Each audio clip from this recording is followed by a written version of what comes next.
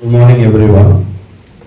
And it is really very happy to be part of this function. And I thank the fertilizer team and our advisor, Dr. K. Jain Murli, for advising on this, and Mr. Karthikeyan, our executive vice president, who was coordinating for a very long time, and very important hero of the day, Mr. Atish Nair and Yanagarathanam. And directly or indirectly not involved in fertilizer division, but associating always with an interest, Mr. Sahabuli. So totally, I would like to explain about the fertilizer division of Kothari.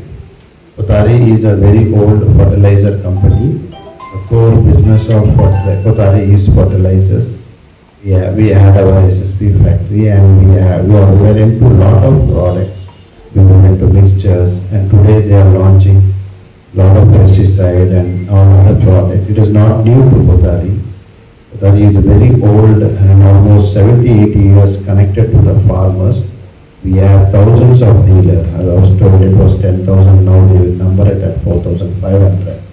But if you see the real association, the brand OS, it is out of fertilizer. Today everybody claims that Kothari is OS, it is only because of that fertilizer. So in fertilizer industry and with connection with the farmers, OS is very familiar. OS brand, the blue color with white OS, every farmer in the state, the South India will recognize that brand. But Kotharis did not go like other corporates in a big way in the past. They had a lot of challenge, we were not able to take it big. After me coming in now, we are concentrating very big in a lot of other industries. We have gone big way in footwear and other products. But our core interest and intention to develop fertilizer division. So that is the reason I am always focusing on a major NPK DAP factory, and we are working behind this for years. I am sure very soon we will get that. We have got a good sign to bring it. We have got Sheikh Farhab bin Jassim Al-Thani from Qatar, who has the facility to bring gas for production of NPK and DAP. So, Kothari and fertilizer cannot be split, and without the OS brand, there is not Kothari. So, fertilizer is the core business of Kothari. So, we are planning to take fertilizer division in a very big way, and we are recruiting a lot of people. Also, the old talents who are retired from the companies have rejoined, and they are also working towards the growth of this company with the passion towards the brand and the company. And today, these products are only the day of start. It will go very big and very aggressive. My best wishes to the team, and definitely the efforts done by Mr. Janagaratnam and Ratish Nair. I'm sorry, I forgot their name. So Ratish Nair and Janagaratnam, I don't interact with them, but they have worked very hard. I know for 6-7 months they are behind this, and they have launched the products. My best wishes to them and the team. And Bhaiya Jain Murli Bhaiya can talk more about the products and other things. Thank you very much. Thank you all. Dignitaries on the dais, staff of KICL, guests, members of the media, ladies and gentlemen. Long ago, when I was just a 6-year-old boy, my father took me to a ration shop. I was a 6-year-old boy. In those days, even the rich people had to go to the ration shops, because most of the food grains used to be imported from abroad. We had a scheme called the Indo-American Friendship Scheme, where the wheat used to be imported from America. And then something dramatic happened. India was very deficient in food grain production. We were, at the time of independence, we were just producing about 45 million tons. And we had to reach self-sufficiency as far as food grain production is concerned. And then in 1965, 67, Mr. M.S. Swaminathan, who was working at that point of time in the Indian Agricultural Research Institute, Indian Rice Research Institute, Manila, Philippines. We had also worked in Mexico. We brought a few genes, especially when it comes to Tamil Nadu, the IR8 gene, IR8 variety, which we made ADT 27, was a game changer. So we had the Green Revolution, and lo and behold, in 1971, our food grain production was 108 million tons.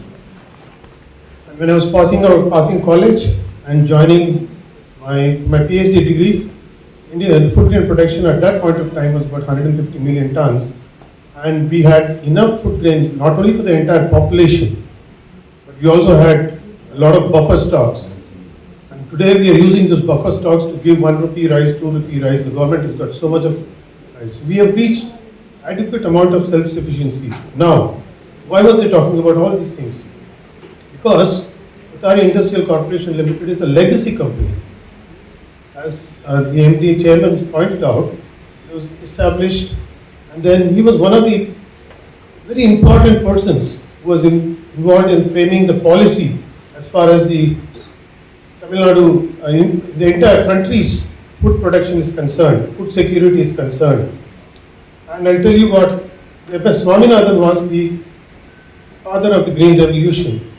And Father Swaminathan belongs to Chennai, and Mr. D.C. Kothari also belonged to Chennai. So they were both very close friends. They were interacting. And so, what happened was with the introduction of high-yielding varieties, like I talked about IR8, ADT 27 from Tamil Nadu, these varieties are basically dwarf varieties, short, because they were produced by crossing wild with the superior varieties or the existing varieties. They were crossed, breeding, the plant breeding was used to cross so that the production increased. And the production of the rice and wheat, it almost doubled or tripled because they were all hybrids at that point of time. And now these needed a lot of fertilizers, because these are all fertilizer responsive varieties. And so, and it's very crucial at that point of time, because D.C. Kothari was there and he was part of the process of framing the policy for the government. So he played a very important role as far as the Green Revolution in Tamil Nadu is concerned. He ramped up the production of mixture fertilizers because Kaveri Delta was awash with all these high-yielding varieties, especially ADT 27 and then ADT 36, ADT 37, ADT 47, and these were all game-changing varieties. So they needed a lot of fertilizers, and Shyam Kothari stepped in, and then the fertilizers which is introduced, which he produced, contributed a great deal as far as the Green Revolution in Tamil Nadu is concerned. So that's the reason why we are now embarking, as MD said, he wants to embark on production of fertilizers by collaborating with Qatar and other countries. We recently had a visit to Oman also. We explored the opportunities there.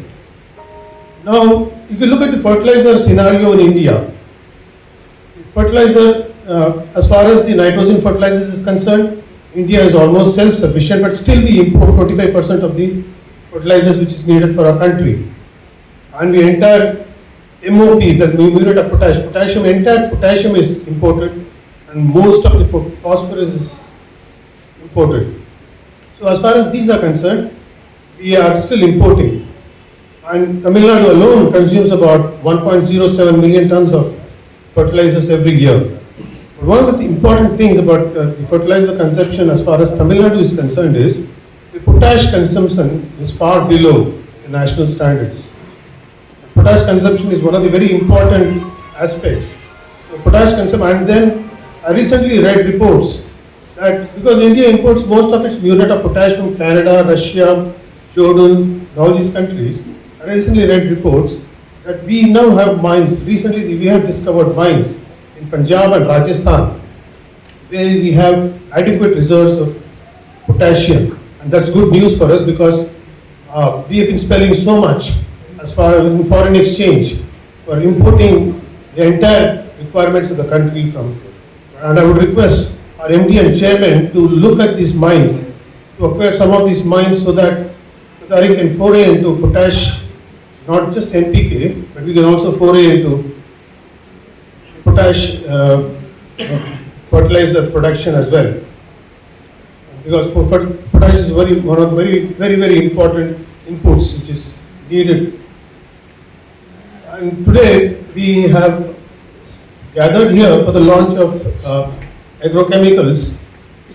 Of course, I was when these agrochemicals were decided, I was not in the picture at that point of time when they had decided to bring these products. And most of these products are for the use of against pests and diseases, and some of them are liquid fertilizers, and we also have a bionutrient. Now, what I would say is that SEBI is now listed. SEBI has said that for compliance, that 1,000 companies, the top 1,000 companies, should comply as far as the ESR is concerned. If not, it is environmental social responsibility. The plan of SEBI is that within 3 years, within 1 year, they want to bring all the mid caps as far as this compliance is concerned, and within 3 years, they want all the companies to be ESR compliant. And Qatari is a very important company because we are an export-oriented company when it comes to non-leather footwear. And so the ESR ratings are going to be very important. Even in the share market, when people buy shares, they're going to look at the ESR share rates. So had I been consulted at that point of time, I would have advised that we go for bionutrients. We create a company which is totally green, so that we send a message that Qatari is a green company where we deal only with green and ecologically sensitive products. We have a green product here which is GRAM, that is granule, that is vesicular arbuscular mycorrhiza. That's the only green product. Our MD is one of the stakeholders in another company which is it's Terra Green, where, because the carbon content in the Indian soils has been declining rapidly. The carbon content now in the Indian soils is pathetic 2%. And so it's very important that we add organic manure to the soil or we increase the carbon content. So we should produce products which will boost the structure and texture of the soil, and in the process improve the water holding capacity, also the nutrient availability to the plants. So this is what is the next, and this is also, the MD is also embarking on this because he's now foraying into waste management. And in waste management, what happens is when we have a lot of farmyard manure can be produced, a lot of composting can be produced, and not only that, it yields gases like methane and all that, which can be used as biogas. So we are also looking at making it a green company in due course of time. Although we have ventured into this agrochemicals division, but eventually we will bring in a lot of biofertilizers, bionutrients, vermiculite compost, fish, use of waste fish, use of seaweed, use of poultry waste, mixtures of all these things. What will happen is when you use these natural bionutrients, bio waste as soil, they not only improve the soil fertility, but they also sustain the environment, and the company gets a good ESR score in the process. So these are the things which are on anvil as far as the company is concerned, because organic farming is coming in a very big way. Everybody everywhere is wanting to eat organic foods. Now the pesticides and chemicals, these contribute to the pollution, chemical and water and soil pollution, and a lot of cancers. Like we find now, a lot of chemicals are being found in the milk of mother, in the foods, the water we drink. Everything is polluted right now, and one of the basic reasons is because we have these chemicals the farmers are using indiscriminately. They use discriminately, there's no problem, but there's a total indiscriminate use of these products, and these products, as a result of indiscriminate use of these products, now the the cancer rates are increasing sky high as far as India is concerned, because everybody's got these residues. Anybody's, if you take plasma, if you check the plasma of any human being here, has pesticide residues in them. So this is a very important thing. So we have to scale down, and one of the important objectives of the company is to increase the use of organic manures. Although we are launching this because we want to improve the production, agricultural production in the country, but we simultaneously we are planning to increase the use of organic manures, increase the use of farmyard manure, increase the use of bionutrients, and especially like there are a lot of these pesticides also. There are a lot of biopesticides available now, like the Bacillus thuringiensis. Neem is a good biopesticide. So use of these biopesticides, and then use of vermiculite, composting, and all that. So that is also we are looking into. And once we foray into waste management, and that we will be doing that in a very, very big way. Respected Chairman sir, Advisor sir, and all my friends. Fertilizers, as our Chairman said, is the backbone of our company. The company started with a fertilizer plant in 1968, single superphosphate, and that has given a big boost to Kotaris. And we are manufacturing mixtures. They started mixture production in 1985, and it has grown in multiples, leaps and bounds. And now also we are continuing to manufacture in places like Trichy, Slew, Madurai, and it is in big demand in Tamil Nadu. We thank our advisor sir for introducing automation in the field of manufacturing mixtures so that we can pick up volume. Hopefully from July onwards it will be used in a big way, as the demand will pick up in a big way for mixtures in Tamil Nadu. I should fully thank support and advice given by advisor sir in introducing these 35 products. There has been continuous support, and he has been following up on a weekly basis, in fact almost daily basis. So we could launch it, we could make the launch program in this month itself. Otherwise, but for his support, it could have gone 1 month late. As advised by our advisors, we had some internal meetings, and we have plans to introduce a lot of bio-nutrients and agro products in the next stage. So definitely, as Saab says, these are the products that will help improve the fertility of the soil, which by excessive use of pesticides and fertilizers that are subsidized by the farmers is a problem for the state. So the soil has been losing its fertility because of fixation of fertilizers, and the indiscriminate use of pesticides is also spoiling the soil. So as per our advisors' advice, we will take a focus on biofertilizers, organic fertilizers, and the compost, including city compost. So we have been also issuing pamphlets for balanced use of fertilizers by the farmers.